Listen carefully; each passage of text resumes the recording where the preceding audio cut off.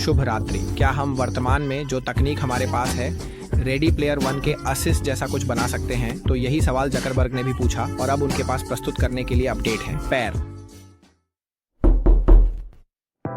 गंभीरता से मुझे रेडी प्लेयर वन बहुत पसंद है। किताब और फिल्म दोनों आनंददायक हैं क्योंकि ये बहुत अलग अलग कहानियां सुनाती हैं। जब अर्नेस्ट क्लाइन ने 2011 में किताब लिखी तो वह असल में एक ब्लॉकचेन खेल का वर्णन कर रहे थे। बिना जाने फिल्म के दौरान हम एक आभासी वास्तविकता के वीडियो गेम को देख सकते हैं जिसका नाम असिस है, जिसे लोग वास्तविक जीवन से बचने के लिए खेलते हैं, जो कि दुनिया में फैले अराजकता और कमी के कारण बहुत दर्दनाक हो गया है। हॉलिडे इस खेल के अब डिसीज्ड निर्माता हैं और उन्होंने इसमें एक ईस्टर अंडा छिपाया है जो वीडियो गेम पर पूर्ण नियंत्रण और उसे खोजने वाले को एक मौद्रिक पुरस्कार देगा। कुछ खिलाड़ियों के एक कंपनी IOI इस खेल पर नियंत्रण पाने का प्रयास कर रही है और अपने कई कर्मचारियों को इस अंडे को खोजने के लिए भेज रही है। इस फिल्म में मुख्य बात यह है कि लोग सड़क पर आभासी वास्तविकता के हेडसेट्स पहनकर बिना किसी चीज से टकराए कैसे चल रहे हैं। लेकिन इसके अलावा हालांकि हॉलिडे की मृत्यु हो गई, मैं कहता हूं कि खेल के मालिक कंपनी यह नहीं होने देगी कि कोई व्यक्ति बस खेल के भीतर एक पुरस्कार जीतने के कारण उसे अपने पास रख ले। यानी उस कंपनी में प्रोग्रामर, शेयरधारक, एक कार्यकारी, संक्षेप में जो भी किसी भी कंपनी में होता है। और अगर ऐसा है तो यह वास्तव में इतना सरल होगा कि वे कोड को थोड़ा सा छू लें ताकि कोई भी हॉलिडे के अंडे नहीं ढूंढ सके। हम इसे अंडों की समस्या कहेंगे। लेकिन स्पष्ट है यह सब बेतुका होगा अगर यह एक ब्लॉकचेन खेल नहीं होता, क्योंकि इस प्रकार के खेल में कोई भी अपनी इच्छा अनुसार परिवर्तन नहीं कर सकता, क्योंकि कोड ब्लॉकचेन में होगा और यह अपरिवर्तनीय, हैक प्रूफ, जलरोधक और अग्निरोधक होगा। लेकिन क्या यह सच है? नहीं। मुझे रेडी प्लेयर वन जैसा एक खेल बनाना पसंद है जिसमें एक ऐसा दुनिया हो जो किसी कंपनी द्वारा नियंत्रित ना हो, बल्कि एक ऐसा दुनिया हो जिसमें वितरित सर्वर हो और कोई वास्तव में नियंत्रण न रखता हो। अगर मैं मस्तिष्क में प्लग इन कर खेल सकता तो करता। यह एक बेतुकी है। हम अमानवीकरण की ओर बढ़ेंगे। आप असली दुनिया को भूल रहे हैं। क्या महत्वपूर्ण है? मुझे लगता है कि आप असली दुनिया को महत्व दे रहे हैं। क्या वास्तव में एक पूरी तरह से विकेंद्रीकृत खेल बनाना संभव है? सैकड़ों ब्लॉकचेन खेल हैं, इसलिए मैं 3 प्रमुख खेलों पर ध्यान केंद्रित करूंगा जो हैं सैंडबॉक्स, एक्सी इन्फिनिटी और डिसेंट्रलैंड। मेरे लिए वास्तव में विकेंद्रीकरण के 4 बिंदु हैं। पहला, जो एक विकेंद्रीकृत ब्लॉकचेन पर हो।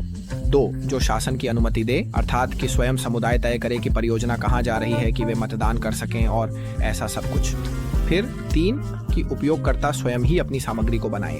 4, कि खेल को विकेंद्रीकृत सर्वरों पर ही हो। ये बिंदु मेरे लिए महत्वपूर्ण है और यही कारण है कि मैं यह वीडियो बना रहा हूँ, क्योंकि ये मेरे लिए सबसे महत्वपूर्ण लगता है। कोई इस बारे में बात नहीं करता और मैं तो कम से कम उन सैकड़ों या हजारों ब्लॉकचेन खेलों में से किसी को भी नहीं जानता जो इस पर ध्यान दिया हो। जैसे ज्यादा से ज्यादा डिसेंट्रलैंड थोड़ा करीब आता है, जैसा कि मैं आगे चर्चा करूंगा, ठीक है, लेकिन यह भी कोई जादुई समाधान नहीं है। हम एक्सी इन्फिनिटी पर बात करना शुरू। कार्ड गेम है जिसमें पोकेमॉन समान कीड़े होते हैं। जो इसे नहीं खेलते, आलोचना कर। इसे बेकार खेल कहते हैं जो गेम बदल देता है। स्लाइड स्पायर यांत्रिकी। वैसे ये एक शानदार खेल है, लेकिन बेहतरीन। ये एक्सी इन्फिनिटी का विकेंद्रीकृत संस्करण है। इंक पर ब्लॉकचेन के पास कुछ ही वैलिडेटर थे या नहीं थे, जब तक कि इसे लगभग 1 साल पहले हैक नहीं किया गया, और अब इसके पास कुछ और हैं। लेकिन ठीक है, इसे इस पर छोड़ देते हैं कि ये हिस्सा परीक्षण कर सकता है। ठीक है, मैं इसे 10 में से 6 देता हूँ। सिद्धांत में एक्सी के पास AXS नामक एक टोकन है जिसका उपयोग शासन के लिए किया जाता है। उपयोगकर्ता वोट कर सकते हैं। फिलहाल ये केवल एक वादा है और कभी भी कुछ नहीं वोट किया गया, कम से कम मेरी जानकारी में। इसलिए 10.3 में 0 उपयोगकर्ता सामग्री बनाते हैं, नहीं।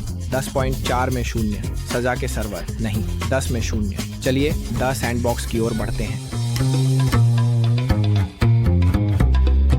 यह एक ऐसा खेल है जो रोब्लॉक्स या माइनक्राफ्ट की नकल करना चाहता है। हालांकि यह उन्हें छाया नहीं देता, यह स्वाभाविक है। इसका ब्लॉकचेन इथीरियम और पॉलीगॉन का उपयोग करता है, इसलिए इसे 9 में से 10 अंक मिलते हैं। इसकी शासन व्यवस्था एक्सी जैसी है। सिद्धांत में वोटिंग की जा सकेगी और बला बला बला, लेकिन कंपनी सब कुछ तय करती है। उपयोगकर्ता सामग्री बनाते हैं। इस मामले में वे वस्तुएं, दुनिया और खेल बना सकते हैं। यानी 10.4 में से 9 विकेंद्रीकृत सर्वर, तो नहीं। 10 में से 0 डिसेंट्रलैंड। इसका ब्लॉकचेन एथेरियम और पॉलीगॉन। 10 में से 9 शासन। इसमें एक शासन प्रणाली है और उपयोगकर्ता निर्णय लेने के लिए वोट कर सकते हैं, हालांकि कुछ कमियों के साथ, लेकिन यह काफी अच्छा है। क्या यह एक डीओ है? ठीक है, यानी 10 में से 8 उपयोगकर्ता सामग्री बनाते हैं। हाँ, 2009 अपने अनुभव, स्थान, अपने कैसीनो और अपनी चीजें बनाते हैं। 10.4 में से 8 विकेंद्रीकृत सर्वर हैं, क्योंकि खिलाड़ी निजी सर्वर स्थापित कर सकते हैं ताकि उन भूखंडों में जो खिलाड़ियों ने खरीदे हैं वे एक दूसरे को देख सकें। जैसे मतलब मेरे विचार में यह एक दोषपूर्ण प्रणाली है, लेकिन यह उन अन्य प्रणालियों की तुलना में कहीं अधिक विकेंद्रीकृत है जो सीधे उस कंपनी के सर्वर पर निर्भर करती हैं जिसने इसे बनाया। संक्षेप में डिसेंट्रलैंड सबसे अधिक विकेंद्रीकृत होगा, लेकिन इसमें यह कमी होगी कि कोई भी प्रोसेसिंग पावर प्रदान कर सके ताकि एक प्रकार का अद्वितीय वैश्विक और वितरित सर्वर बनाया जा सके और जो वास्तव में विकेंद्रीकृत हो। ये भी एक कमी है कि खेल के रूप में ये कुछ भी नहीं है, ये बेहद उबाऊ है और ग्राफिकली भी ये बहुत आकर्षक नहीं है। मुझे ब्लॉकचेन तकनीक पसंद है और मुझे अटकलें दुखद हैं। जो खेल बनाए गए हैं वे पे टू विन की स्थिति में पहुंच गए हैं, हास्यास्पद है।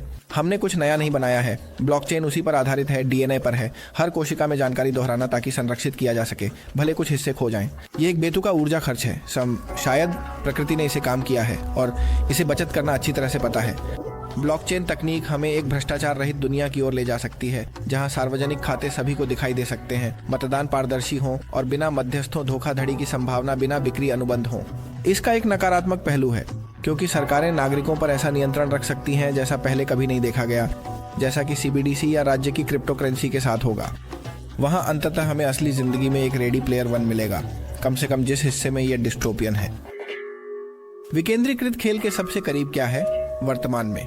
काफी शोध करने के बाद कहा जा सकता है कि वर्तमान में कोई भी खेल या नेटवर्क नहीं है जो विकेंद्रीकृत खेल बनाने की अनुमति देता हो। कुछ परियोजनाएं छाया, गोलेम, कार्टेसी, वाईपीएफ हैं, लेकिन इनमें से कोई भी वास्तव में आवश्यक चीजें प्रदान नहीं करता क्योंकि इनमें से कुछ भाग केंद्रीकृत हैं, क्योंकि लेटेंसी एक गंभीर समस्या है या क्योंकि ये केवल उन चीजों के छोटे हिस्से हैं जो वास्तव में आवश्यक हैं। तो फिर क्या जरूरी होगा? वितरित सर्वर। खिलाड़ी अपनी खुद की कंप्यूटिंग संसाधनों का योगदान देंगे, जैसे कि उदाहरण के लिए एक पीपी या फिर किसी भी अन्य प्रकार के समान नेटवर्क का उपयोग करके।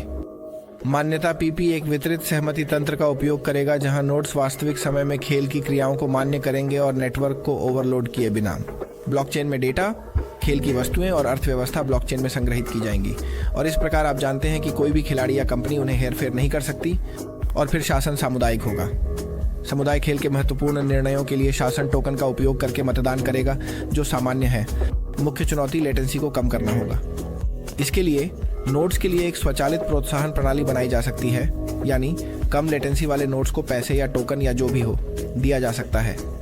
हमारे पास हार्डवेयर की स्थिति क्या है? तो हमारे पास क्लासिक रियलिटी चश्मे, दौड़ने के लिए उपकरण, वेस्ट ट्रैकर्स, दस्ताने और बस इतना ही है। ये लोग हैं जिनके पास सुगंध पैदा करने की मशीन है।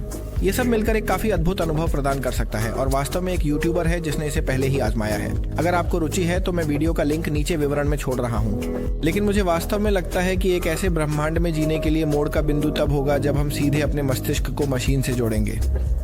ऐसी फिल्में और श्रृंखलाएं हैं जैसे स्ट्रेंज डेज, ब्लैक मिरर और ऑल्टर्ड कार्बन।